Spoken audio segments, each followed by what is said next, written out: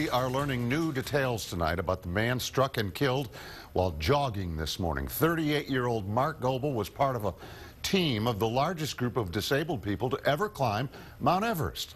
Police are still searching for the person who hit him and then drove off near Slaughter and Escarpment Boulevard.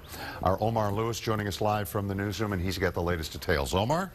Good evening, Dave. Mark Goebel was deaf, and while on his morning jog this morning, he was struck and killed by a car. Now, tonight, we learned that he was actually an advocate for the deaf and was also featured in a documentary back in 2003 with 14 other hikers who were on a mission to climb Mount Everest. Tonight, we spoke to the expedition leader who tells us he's still in disbelief.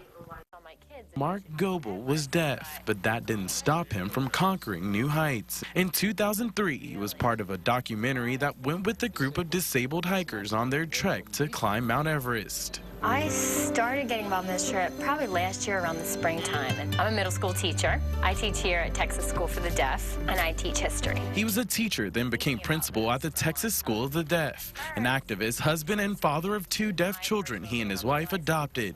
But Sunday morning, while on a jog, his life was cut short. A car hit him and then fled the scene. The driver only made it a few blocks before ditching the car. Obviously, we have the vehicle, so we know who the registered owner is, so we're trying to track down that address. Police are now searching for a killer. It's a tragedy that leaves Gary Guller, expedition leader of the Mount Everest trip, confused as to how this could happen to a person he grew to know very well. My special memory, really, of him was that he was one of the first, if not the first, members to sign on. He was looked at in a very positive way, and I feel for sure had a bright future. A bright future cut short. Goebel was also in school to earn his doctorate at UT and served as an assistant professor at the University of Boston, and a man who left his students one final message in his Mount Everest documentary. I'm not trying to convince all my kids that they should climb Everest, but go out, see the world, do what you want to do. Wow.